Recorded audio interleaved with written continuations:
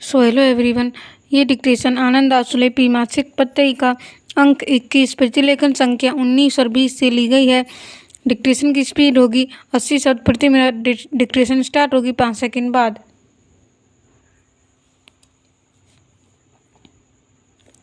Start.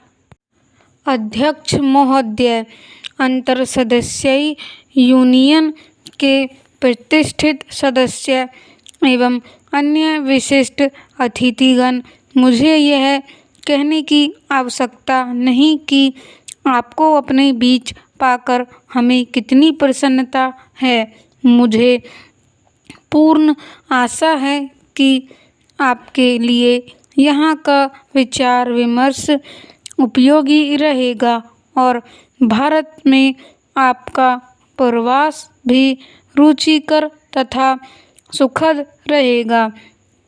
आप विभिन्न देशों से आए हैं जिनके राजनीतिक उद्देश्य और पद्धतियाँ भी भिन्न भिन्न हैं, लेकिन प्रजातांत्रिक शासन का संपोषण करने के मामले में आप सब एक हैं।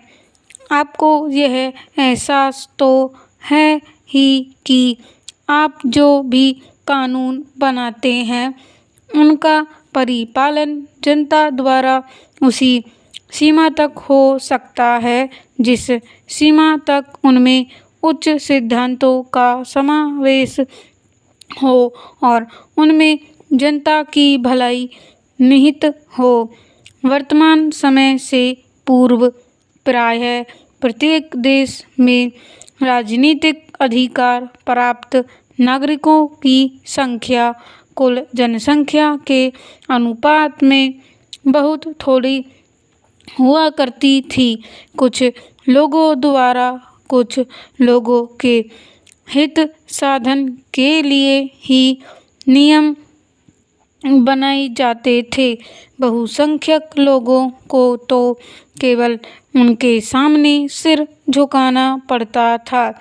अपनी अलग आवाज़ उठाने की किसी भी आकांक्षा या कोशिश को कुचल दिया जाता था, लेकिन आज संसदें बहुसंख्यक जनता का प्रतिनिधित्व करती हैं और उनके द्वारा चुनी जाती हैं।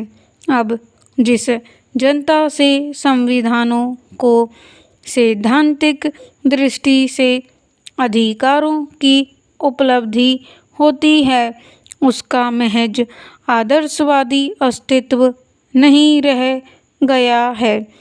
अब तो वे ही शक्ति के स्रोत हैं। भारत विश्व का सबसे बड़ा लोकतंत्र है। आप जानते हैं कि हमारे यहाँ सभी वयस्कों को मताधिकार प्राप्त है। हमारी राष्ट्रीय संसद का निर्वाचन 25 करोड़ मतदाताओं द्वारा होता है और पिछले आम चुनाव में 25 करोड़ मतदाताओं ने अपने इस अधिकार का प्रयोग किया था। हमारे 17 राज्यों में निर्वाचित विधानसभाएं ग्रामीण क्षेत्र में हमारी जनता अपनी ग्राम और जिला परिषदों का चुनाव करती है, लेकिन लोकतंत्र के संचालन की कसौटी केवल मतदाताओं की संख्या अथवा मताधिकार का प्रयोग करने वालों का प्रतिशत नहीं, बल्कि वह दृढ़ आस्था होनी चाहिए जो हमारी जनता की इन प्रातिनिधिक संस्थाओं में है। कहा जाता है कि लोकतंत्र की कसौटी यह नहीं है कि सरकारें किस प्रकार चुनी जाती हैं, बल्कि यह है कि वे किस प्रकार बदलती हैं। हमारे राज्यों में सरकारों का परिवर्तन शांतिपूर्ण होता रहा है हमारे आम चुनाव संवैधानिक दृष्टिकोण के विकास के मामले में मील के पत्थर रहे हैं। अध्यक्ष महोदय, आपके और हमारे अखबार आपको हमारी अत्यधिक गरीबी, प्रादेशिक टकराव, छात्र आंदोलनों, सांप्रदायिक दंगों आदि के बारे में बताएंगे। ये सभी संघर्ष पाए जाते हैं और सच तो यह है कि वे किसी न किसी रूप में अधिकांश देशों में भी पाए जाते हैं। इसमें से कुछ के पीछे ऐतिहासिक कारण हैं तो कुछ अनिवार्य तनावों के फलस्वरूप हैं जो किसी भी विकासमान और परिवर्तनशील समाज में प्रकट रहते हैं। लेकिन हमारी जनता शासन ने संबंधित तात्विक मामलों में जो आत्मसंयम तथा निर्णायक परिपक्वता दिखाई है, उसकी तुलना में ये तनाव नगण्य है। भारत का हृदय मजबूत है और उसके अंग सुदृढ़ हैं।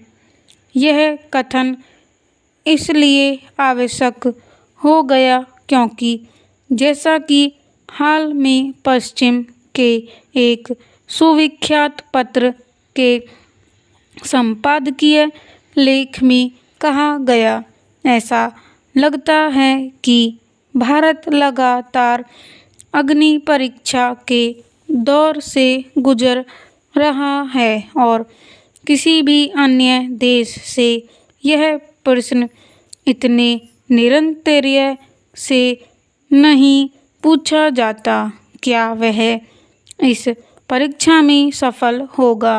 भारतीय संविधान का स्वरूप संघीय है, जिसमें राष्ट्रीय एकता के दायरे में प्रादेशिक व्यक्तित्व के पूर्णतम की गुंजाइश है और प्रशासनिक मामलों में प्रादेशिक तथा राष्ट्रीय विषयों का सुस्पष्ट निर्धारण है।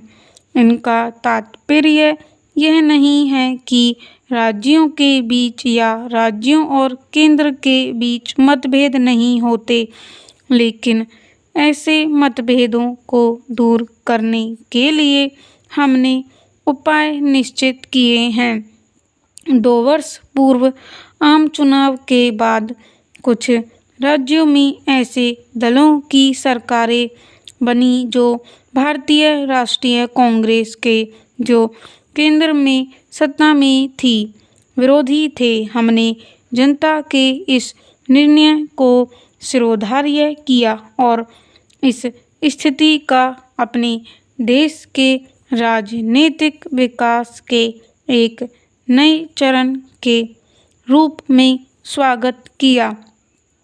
कुल मिलाकर केंद्रीय सरकार को सभी राज्यों के मुख्यमंत्रियों का सहयोग मिला है, चाहे वे कांग्रेसी सरकारों के मुखिया हों या गैर कांग्रेसी सरकारों के।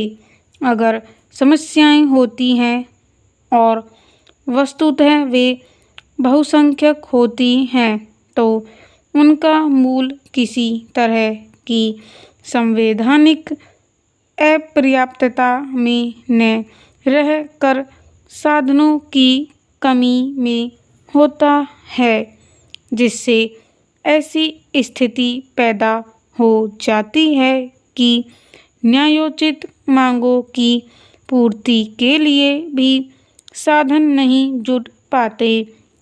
अतीत में हुए सांस्कृतिक और भाषाई दमन तथा आर्थिक असमानताओं के कारण प्रादेशिक स्वाभिमान की ऐसी भावना पैदा हो जाती है प्रायः कि वे अपने प्रदेश को राष्ट्र के ऊपर माने। स्टॉप। डिक्टेशन की PDF आपको टेलीग्राम चैनल पे मिल जाएगी। टेलीग्राम चैनल का लिंक डिस्क्रिप्शन में दिया हुआ है।